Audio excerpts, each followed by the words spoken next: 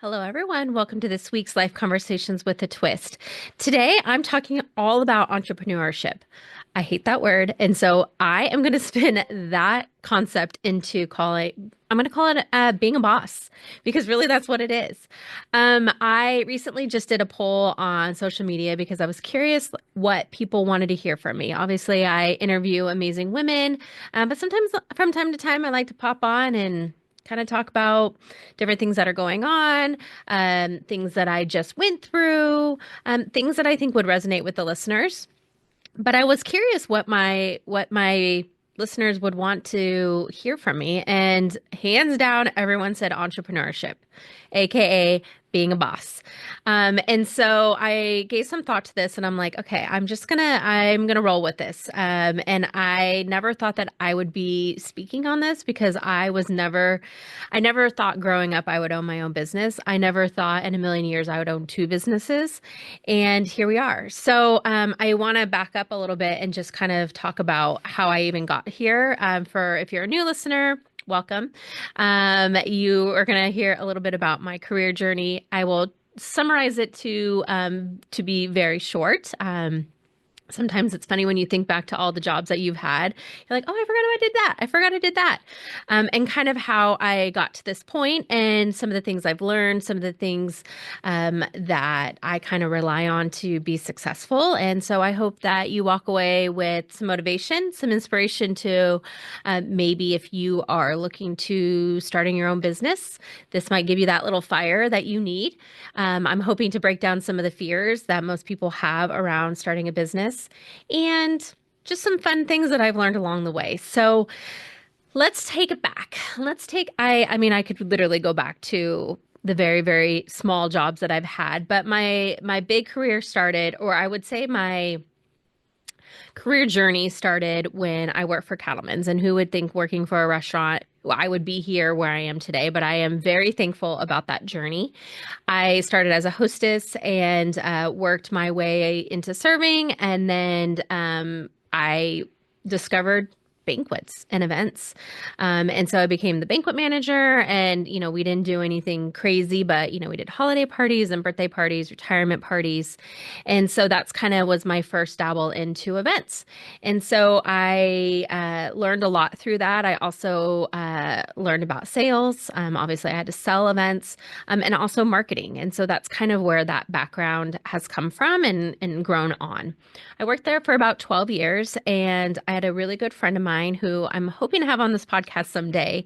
But she's the one who kind of pushed me to grow within the company. And I finally hit a wall where I'm like, okay, I need to do something more. I love the restaurant business.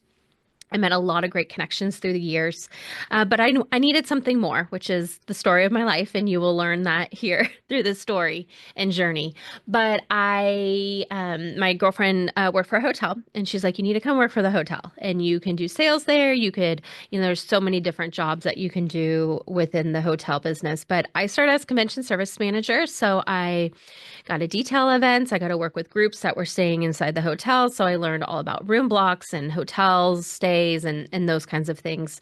And through my journey at the hotel, I obviously did events. I did some weddings. I did some conference work, but then also I moved into sales. And so that's really where I pushed my sales limits. This is back in the day when we used to go knocking on doors for business or going to office buildings and just handing out your business cards or trying to get people to want to book events. So that I did that probably on and off for about 3 to 4 years. I also did corporate sales and transient sales, which is basically like you work with a corporation and you encourage them to put their travelers up in the hotel. So that's kind of was my first kind of glimpse into corporate world. And I love that job. I learned so much. Again, made so many great connections. And I want to say that through all of these pivots, or I don't want to say pivots, but career advancements, I really leaned on my network. And we're going to get to that in a little bit. But I just wanted to make note through those jobs, those last two jobs that I just mentioned, I met a lot of people. I met a lot of corporate people. I, got my foot wet in the events industry here in Sonoma County, and I really leaned into growing that network. I think that's back when maybe it was like Facebook. I don't even remember social media back then, but kind of just like holding on to your network. And I was one of those people, and I still have them, a huge box of business cards. Like I love a business card. I love meeting people and throwing them in the box. And so I just hold on to all those people and connections that I've made through the years. So after I left the hotel, through the hotel, I met the owner of a local rental company. That was probably my longest stint of a job, but obviously where I've learned the most. And so I did that for about 12 years, and I obviously learned more about events and tenting and rentals and all those things. But during that career, I did business development, and so that meant finding new clients, making sure our clients were happy, nurturing relationships with our venue partners, all of our partners, really. And I did a lot of networking. I was part of associations. I really was immersed in the events industry, but also in our local community. So I was very lucky enough that that job is really has helped me be successful in the businesses that I have now, because I was out networking. So I'm coming at you from I already had a network, and I will touch on if you are somebody who doesn't have a network and wants to start a business, like kind of where you can start and where you can help grow that network. But that's primarily where mine came from, is all of my career journeys. So I worked there for about 12 years. Again, was part of that growth process. And it was near the end of my career. It was actually post-pandemic, working from home, working less hours, that I had an idea.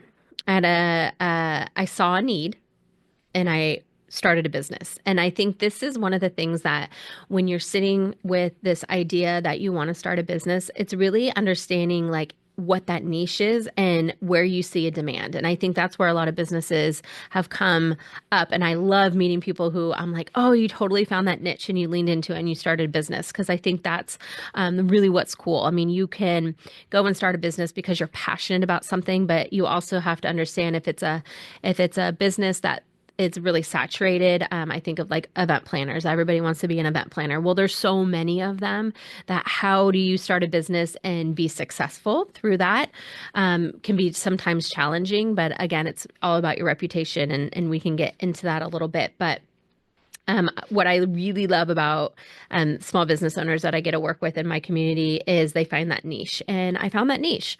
After the pandemic, there was a huge labor crisis in the events industry because, they had to lay a bunch of people off. A lot of people, labor-wise, went either into construction or they, took a different career because events were basically put on hold for like almost 3 years. So there's a huge labor shortage. And I think we're probably back at the capacity that we were pre-pandemic, but that took some time to rebuild. And I saw a need for labor, but more of a support for rental companies. I think rental companies were just trying to figure out a way that they can still grow their business, but maybe not necessarily take guys out of commission for all day. Like if they could just deliver product and then there was a company that would come in and do the setup after. And so that was kind of the brainchild behind Set and Strike. So Set and Strike is owned by my husband and I. We both met at this rental company. I obviously was on the sales side and he was on the operations side. And so we were like, well, let's just try this, right? None of us left our jobs for it. It was just this idea that we had that we were like, let's see if the market will, what it will take. Again, this was just kind of a side project, and it still the side business, I should say. It still is, but is definitely growing, which is great.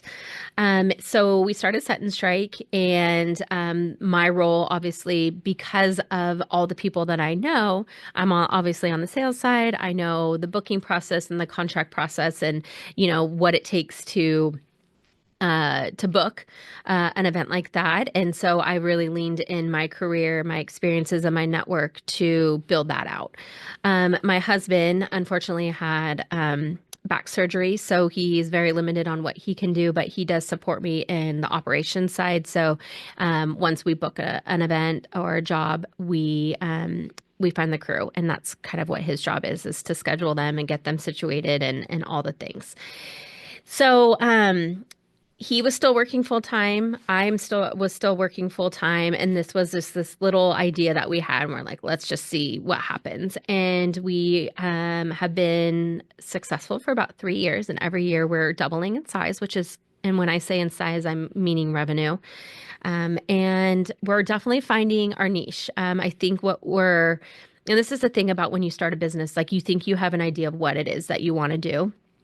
Um, or you have this like idea that you feel like you have to be very clear about what that is. And we'll get to that with my second business. But you'll learn after being in business sometimes that it kind of changes a little bit. Like you find what you love and enjoy, you kind of find what the market is going to take, and you evolve it. And I think you have to be open to allowing for that to happen. And so what we thought our business would be is completely different. We actually do a lot more of supporting with our venue and winery partners because they don't have staff to set up for events. And so what Set and Strike is literally just a labor company.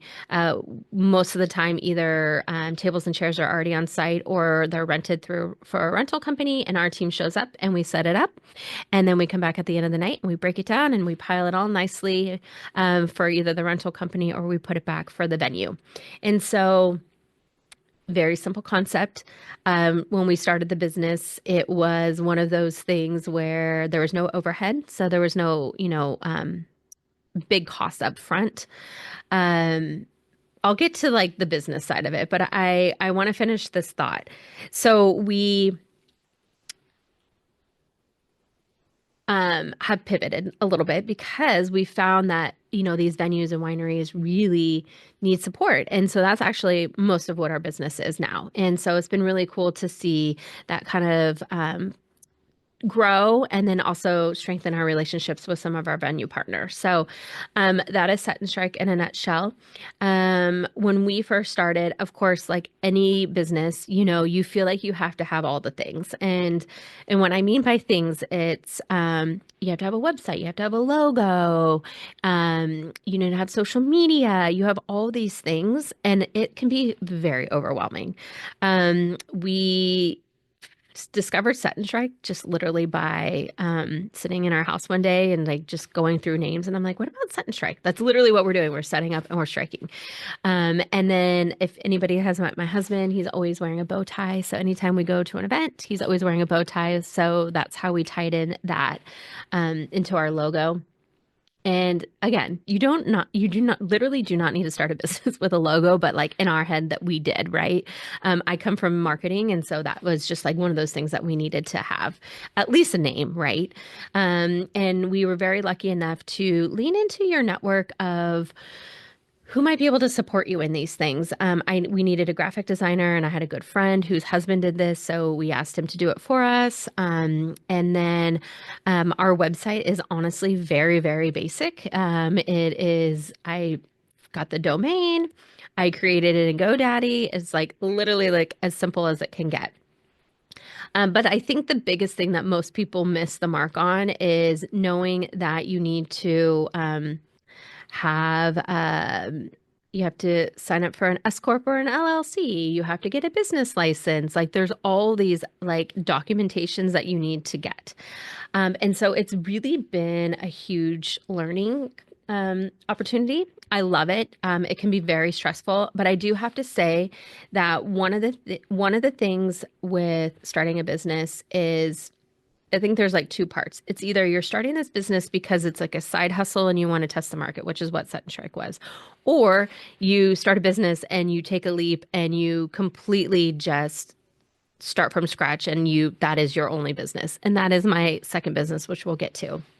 But with Set and Strike, we knew it was just kind of a side hustle. There was no pressure behind it. It was kind of like, let's just see as we go. And it's been super fun. I do have to say, Sonoma County has some great business resources. We reached out to the Sonoma County small business, totally slaughtering it. There's a group that is great resources and they pull in different consultants and you can hop on a call and they kind of help. Um, the name is is escaping me. But if you're listening from not from Sonoma County, look into your local community and see what kind of business services there are. We were able to schedule a call and they walked us through the process of like figuring out, do we need an LLC? Do we need an S corp? How do we file?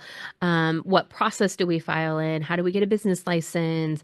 All of those things. And they were super helpful and it was free.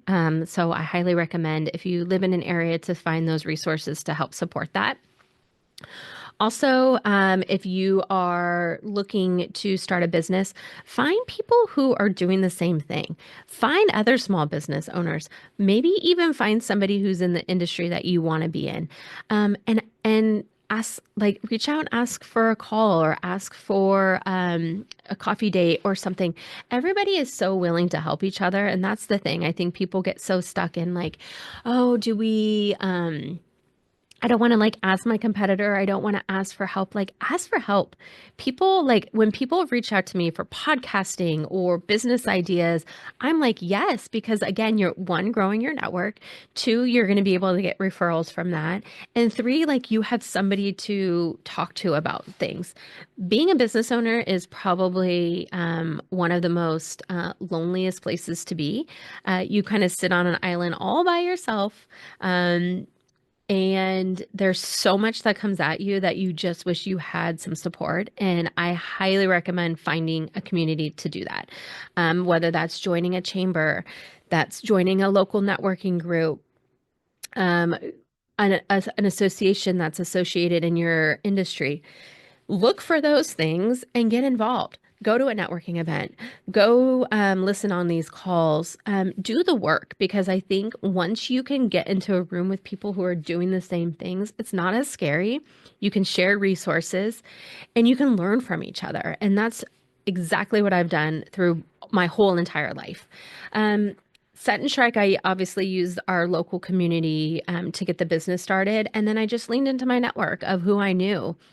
I reached out to the partnerships that I've already had before, the relationships that I've already nurtured, and really lean into that. I also, the people that I do know, ask for intros to other places. I have clients that I work with that, I have built a great reputation with and rapport with, and I've asked them, hey, what other venues do you see our services in? And they're like, oh, this venue, this venue, this venue. I'm like, do you mind doing an introduction? And I've gotten so many referrals from that way because, again, we all are just trying to help each other out. And I think it's all about how you ask for help and how you ask for support. So I highly recommend leaning into that if you can. That has been a very useful tool, at least for Set and Strike, is to how we can grow, how we can grow organically. I'm not going to lie, entrepreneurship, being a boss, is not always easy. With Set and Strike, we do have employees. We have been very, very lucky enough to have a group of guys that we pool from. We have a group of guys that come from college and they come in on the summer, which is great, and they come work for us. And it's very scary to have employees, to learn payroll, to learn taxes, how you tax them, how you pay them, making sure they show up to your brand, making sure they have their uniforms. all of these things that I'm like, oh, I didn't realize. Like when you grow, these are the things you learn. But it's kind of been fun, and I think when we have built our business and our brand, we really leaned into the things that we've learned from from being an employee, that we loved and we didn't love. And that's one of the biggest things for us is like, how do we take care of our team? How do we make them feel appreciated? How do we create a culture where they're going to want to keep coming back and working for us? And that's really what we've done. We make sure we pay them well. We make sure we pay them extra time. We want to make it worth their time. We want to be fun on site. Like we like to like have a good time. We want them to show up and um, be excited to be there. We bring them drinks, we bring them food. I mean, we really have tried to create a culture where they want to continue to come back. And again, none of these guys are like full-time employees, which that is our goal for this year is to have some full-time employees. But we want to take care of them and we want them to come back and continue to support us. And also, tell other people or help us find other labor, teams. We've asked them like, hey, do you know anybody else who would want to work with us? And so we've gotten a lot of referrals that way. So I think if you're starting as an entrepreneur and you want to have a team, like really finding out what that culture is going to look like, and making it something that is positive and something that you would want as an employee to be a part of. And so that's something that we've really leaned into with Set Strike, and really excited to see where it comes. And so that's kind of Set Strike.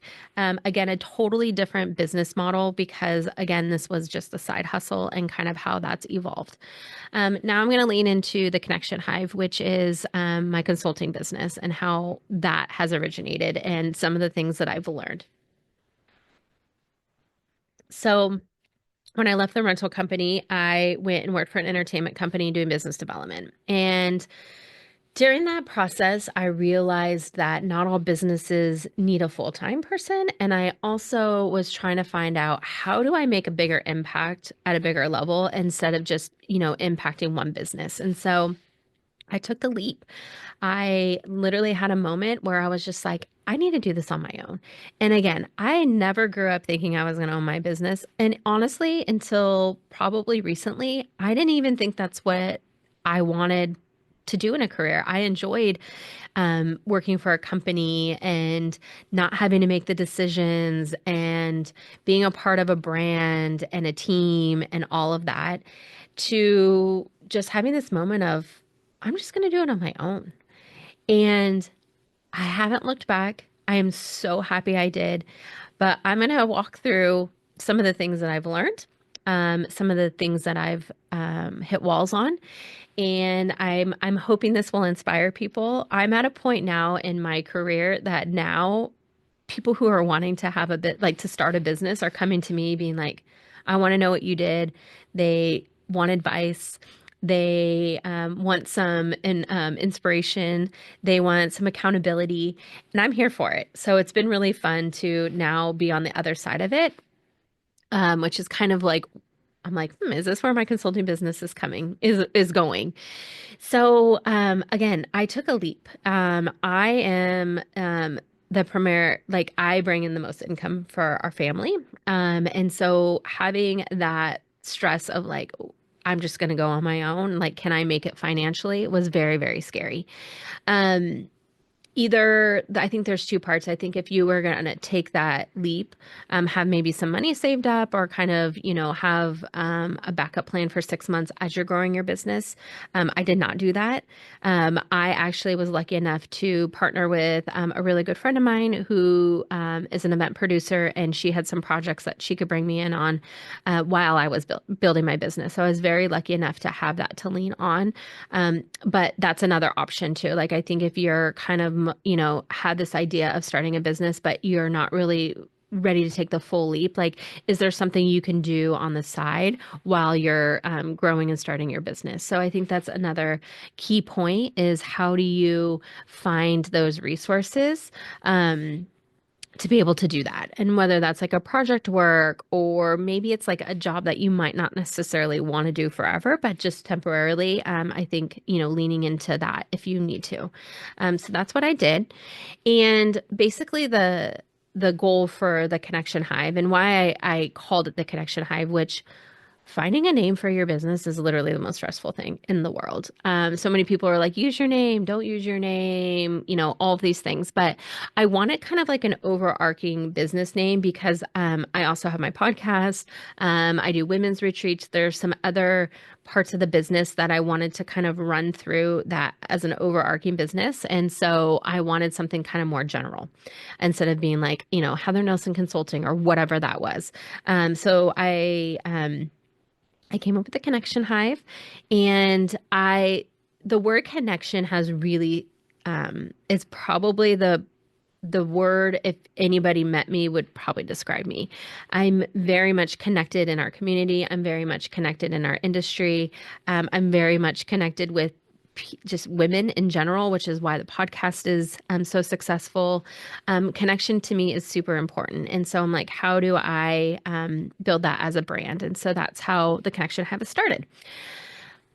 I am from the events industry and from the hospitality industry. And so for me, I wanted to be able to help and be a resource for small businesses with business development strategies. And again, this can be anywhere from what is your client relations strategy look like? Are you reaching out to your clients? What are you doing to take care of your clients?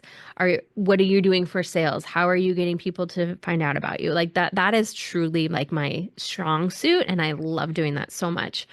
But I also, it's just about meeting with a business and finding out like what are their goals, what are their business goals, what are their personal goals, where do they want to see their business go, and helping them develop a plan to get there. And then also holding them accountable. I think a lot of times we build these strategies and we're like so excited and we're like, we're going to go do it. And then like it just falls by the wayside. And so having somebody to be like, once a week, like, hey, you said you were going to do XYZ. Did you do that? And so that is really kind of the main hub of what my business is. And I've been doing it for about a year and a half, and I am at a point, and I'm just going to be real honest, of is this really what I want to do? Not that is it really what I want to do, but I feel like I do so many things that I can't be really good at one thing. And I have finally have hit a wall of like, I need a little more clarity about where this business is going. However, I still got to make money. I still have to bring in income. And so it's been very stressful to navigate the unknown and navigate the future.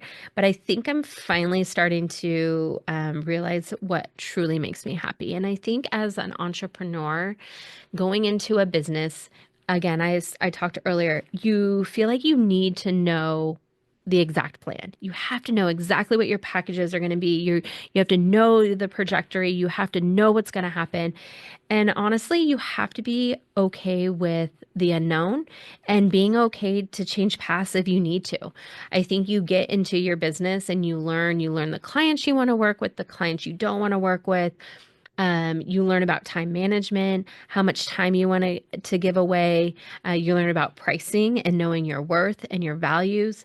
There's a lot that comes into it, but I think my biggest takeaway would be is to embrace the unknown and being willing to change the path if needed and being okay with that and knowing that at the end of the day, you're trying to find the right path that makes you happy.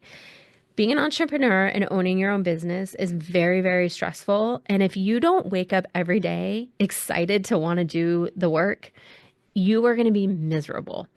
So you really need to lean into making sure that, yeah, you might be really good at something, but is it truly what makes you happy? And that's something that I'm discovering. I know I'm really good at building relationships. I know I'm really good at growing businesses organically through building relationships. I know that. I still want to be able to give that away, but it is very time consuming and it doesn't fill my cup anymore. And I think that you have to be okay with that. And yeah, you just have to be okay with it. And that's kind of where I'm sitting at right now. So that's kind of where my business is going. I still have clients that I am doing the work and I love it. I've also taken on projects that might not necessarily be financially big in my overall scheme of clients, but it gets my foot in the door. It gets my name out there. It gets me as a person out there. I've made so many great connections. So I think you need to be willing to take on some of those projects if you're going in the consulting world, or taking clients that you might not necessarily are your ideal, but will kind of like help you see some truth or get your foot in the door to other things. So I think that's another important takeaway as well, is that sometimes you have to do things that you might not necessarily like to learn. One of the biggest things that I get asked on the daily, or at least I have conversations with people who want to start a business, but guess what? They're scared. They're fearful. They fear the are they going to be financially okay? They fear of not having clients. They have a fear of failing. They have the fear of unknown. And I'm here to tell you, it never goes away. You're always going to face the fear. But I think sometimes you just got to do it. I just did it. And I am so glad that I did. And sometimes you take risks and you fail. I mean, I've failed many times along this journey, and you just get back up and you figure it out. And that's the part of growth I think that most people don't see, is that it is very fearful. You learn so many things though, and that's how you grow. That's how you learn. That's how you find new opportunities. That's really like the best thing that you can like face as an entrepreneur is fear. So if you're listening to this and you have that business idea on your mind, I am here to tell you to just do it. Just go out and do it.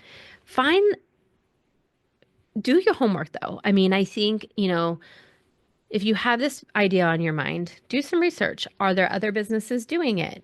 Um, who are your competitors? Does the market want this? How do you price it? Is this something that you're going to enjoy? Do you have to have employees? I think you need to do the research.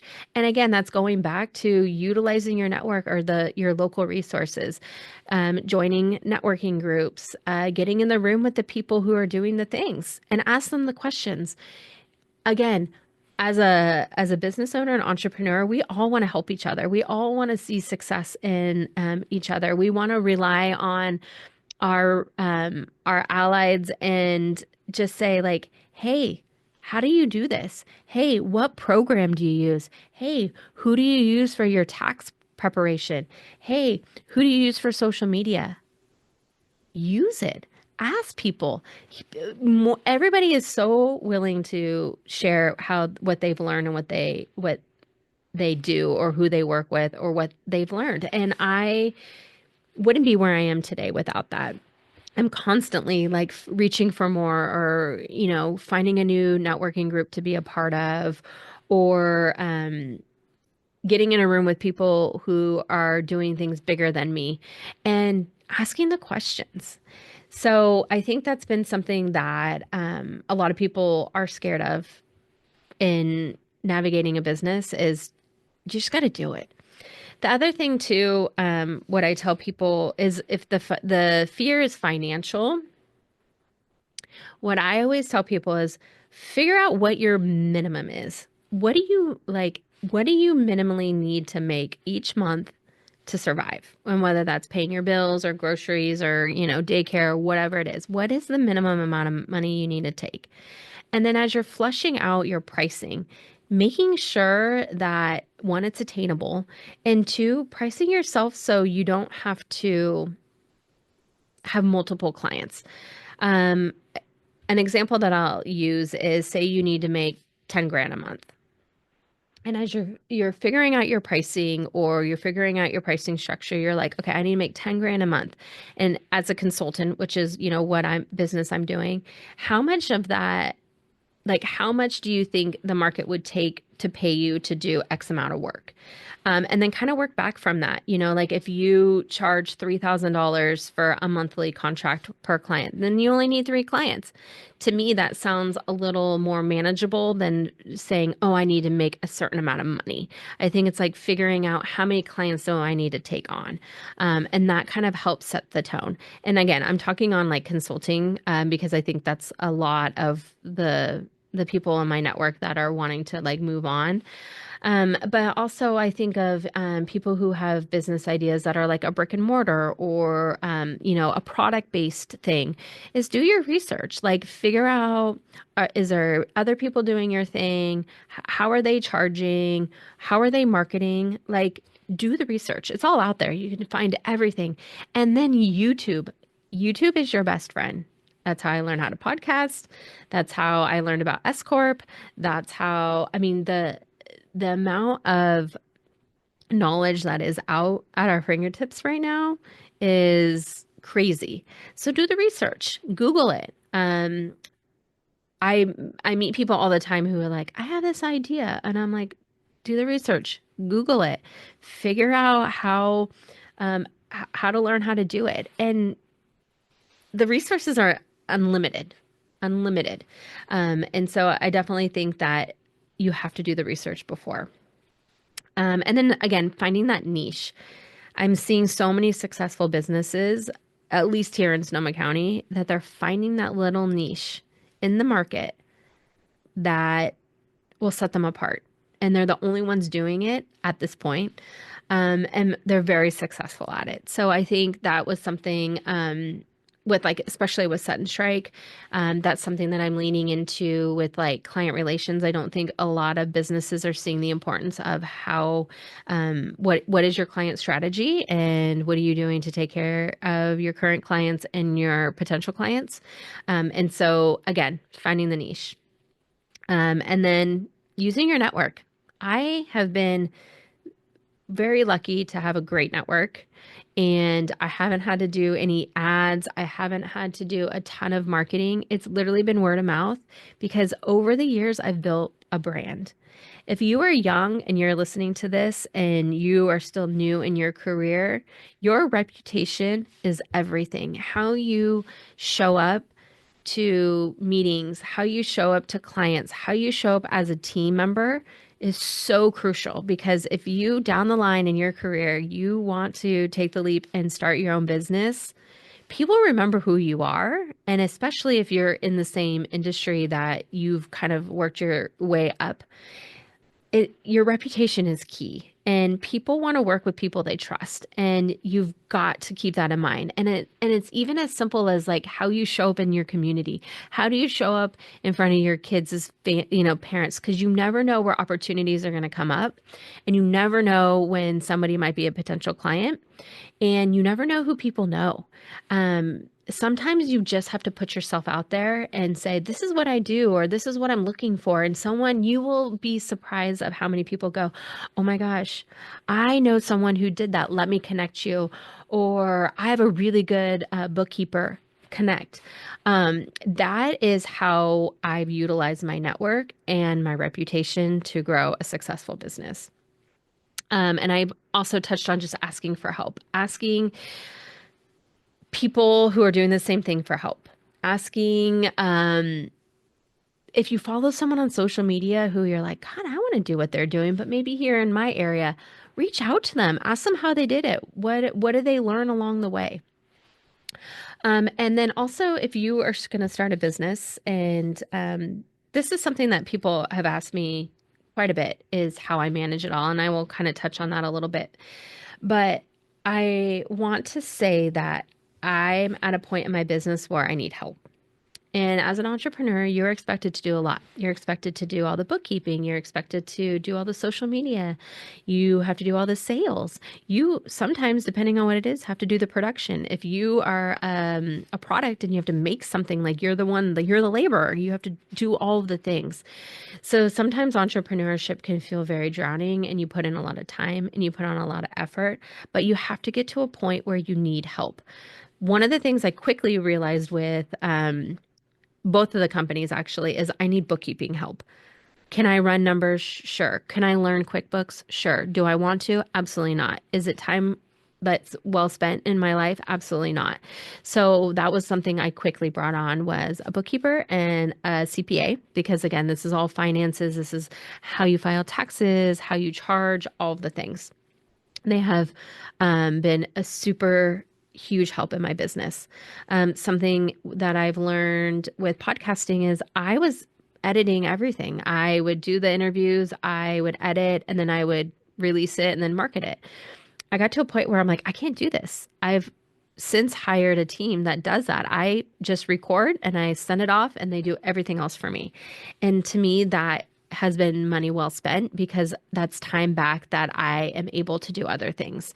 And so, again, one of the things that people have asked me is, how do I do it all? Well, I do most of it, but I've also outsourced a lot of it. I've found the things that I don't enjoy doing and I outsource it. I ask for help, especially when it comes to things that I don't enjoy doing. I hate social media. That is like my next thing that I would love to just give up. But right now it's me doing all of it. But I think you have to get to a point you're like that you need to assess the things that you put a lot of time in. Like, can you outsource that? Can you find somebody else to do that?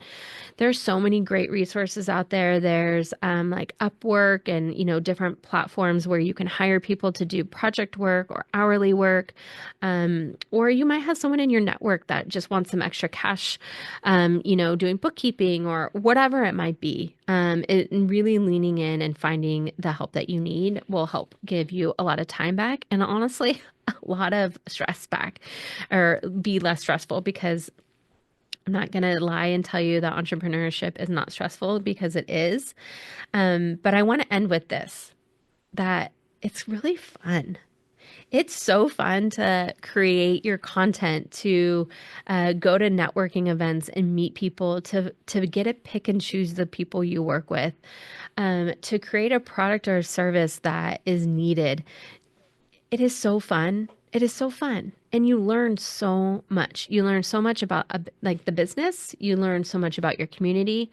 You learn so much about yourself. And it's really been a really cool journey to be a part of learning the things that I love doing and the things that I don't like doing and the things that fuel my soul and the things that inspire others. I just have to say, like, make it fun. Get into find a couple people who are doing the same thing and have a group text or do a monthly meetup where you just talk about the hard things, talk about the wins, talk about how you can support each other. I think that is the thing that most people miss is finding that. And if you're not somebody who had a huge network like myself, there are so many resources out there.